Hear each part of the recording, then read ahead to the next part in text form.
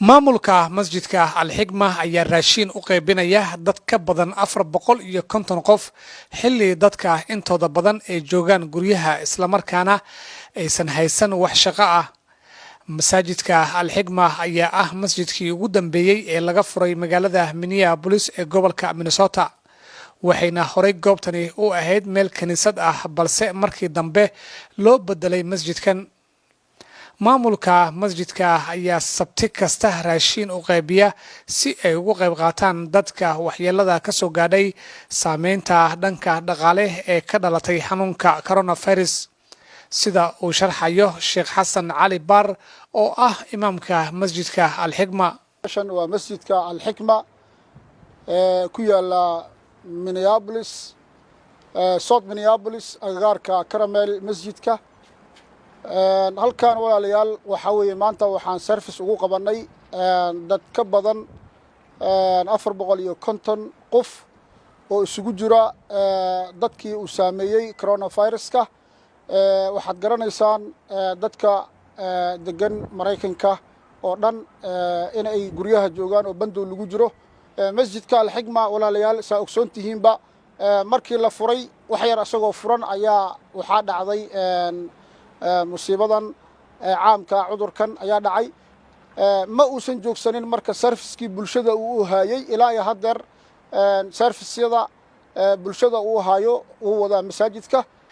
Macallin Cabdirasaaq Keenan oo ah maamulaha masjidka Al-Hikma ayaa sidoo kale telefishinka Universal ugu waramay sababta keentay in xilligani ay qaybiyaan raashinkani. waxaan maantay ummadda muslimiinta ah aan ogeysiinaynaa u sheegaynaa la socodsiinaynaa in masjidka Al-Hikma oo servicekii bulshada uu hayo ee salaadaha ahaa ay hadda suurtagal ahayn, laakiin Ilaahay subxaanahu wa ta'ala fadligiisa in masaajidku aanu ahayn oo kali ah in salaad lagu tukado, laakiin uu yahay masaajidku meel bulshada iyo community-ga looga adeego. sidaas daraadeed waxaanu samaynaynaa oo bulshada aan u samaynaynay since oo coronavirus oo dadka saameeyay adeeg dadka loogu adeegayo, maadaama dadku ay guryahoodii ku xiran yihiin, shaqo la'aan ay yihiin, in bulshada service loo sameeyo. waxyaalaha ugu baahi badan dadka ay u baahan yihiin waxaa weeye cunto. meeshan waxaan cunto ugu qaybinnaa every Saturday ama sabtid walba dad gaaraya 450 qof, dadkaasoo ka faa'iideysanaya serviceka masaajidku uu hayo ee hadda loogu adeegaya bulshada.